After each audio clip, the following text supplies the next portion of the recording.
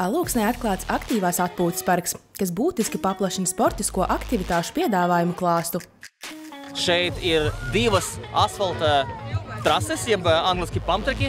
Viens ir orientēts vairāk uz freestylu, un otrs būs piemērots tiem, kas vienkārši grib pabraukāt, arī sacensībām. Un vēl šeit ir BTA Velozinis, kas ir trase bērniem, kur viņi var apgūt nepieciešamas iemaņas. BTA Velozinis trase sastāv no dažādiem elementiem, kas imitē šķēršļus, māca jaunajiem velobraucējiem tos pārvarēt un palīdz apgūt velobraukšanas prasmes. Tātad jaunajā veloparkā ir padomāts par visu vecumu braucējiem dažādos prasmju līmeņos, bet ir dažas lietas, kuras pirms brauciena obligāti jāņem vērā.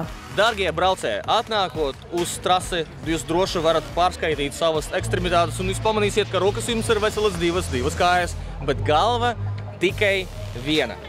Saudzējiet savu galvu, ķiveres ir absolūti obligātas, un, ja jūs esat ļoti ātras braucējs, iesaku apsvērt full face, ja pilnās ķiveres iegādi, tādas, kādas izmanto BMX braucēji. Un atkarībā no braukšanas līmeņa nepieciešams apsvērt iespēju izmantot arī ceļu sargus, elkoņu sargus un cimdus. Es būšu jums dzīvais piemērs, man ir ļoti liela pieredze braukāšanā ar dēli, bet rekur, pat pirms nedēļas man sanāca nokrist, un ja man būtu elkoņu sargi, man tā roka nebūtu sāpējusi, un es jau esmu elkoņu sargu meklējumos. Parka atklāšanas dienā šeit tiešām bija ieradušies ļoti daudz jauniešu, kas ar nepacietību gaidīja iespēju izmēģināt jauno veloparku, jo izrādās, ka šis ir bijis viens no gaidītākiem infrastruktūras objektiem pilsētā.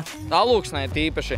Mums bija tāda problēma, es teiktu, kad tiek līdz mums ir laukumiņš salā, mums ir dažādi, it kā ir interesantas lietas, ko apmeklēt, bet ir tāda vecumās punkts, kur vienkārši nav vairs ko darīt. Un tā bija vislielākā problēma ar to, ka neviena nebija ko darīt, ar laiku, protams, apnika uz plakanas zemes braukāt un gribējās kaut ko jaunu. Un šī velotrase perfekta vienkārši lieta, kas šajā Alūksnē var būt. Mums ir vieta viņai, un vienkārši man liels prieks, ka beidzot tāda ir uzcelta un beidzot ir kaut kas, ko darīt. Nevis kā sēdēt pie datora visu dienu un varbūt uz vakarpusīt iziet ārā aplīti. Bet kopēji esmu ļoti priecīgs par to.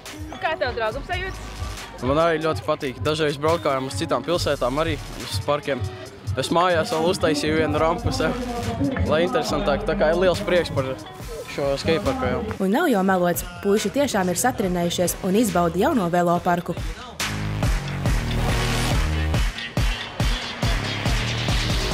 Šķiet, ka velobraucēju, skateboardistu, skrituļotāju un citu aktīvo sporta braucēju kultūra Latvijā paliek arvien aktīvāka, un Arķums norāda, tas tādēļ, ka parādās dažādi risinājumi. Ir objekti tādi, ka, piemēram, wakeparki, skateparki, snowparki, visi tie objekti ir samērā nišīgi. Ja? Ne katrs bērns vēlās iet ūdenī, ne katrs pieaugušais grib mācīties taisīt trikus skateparkā, ne visiem patīk sniegs. Pumptreks ir pieejams tiešām visiem. Tā tehnika ir praktiski tāda pati, kā šūpoties uz šūpolēm.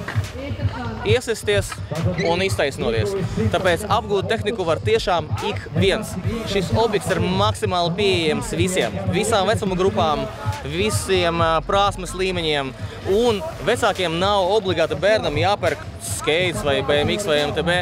Jūs pamanīsiet šeit bērnus ar plastmasas pendyboardiem, ar parastām fitness inline slidām, ar absolūti jebkādiem dēļiem, ar pilsētas riteņiem, ar cross-country riteņiem, ar salīgamiem skūteriem, kuriem priekšā 3 riteņi, 2 riteņi, ar jebko.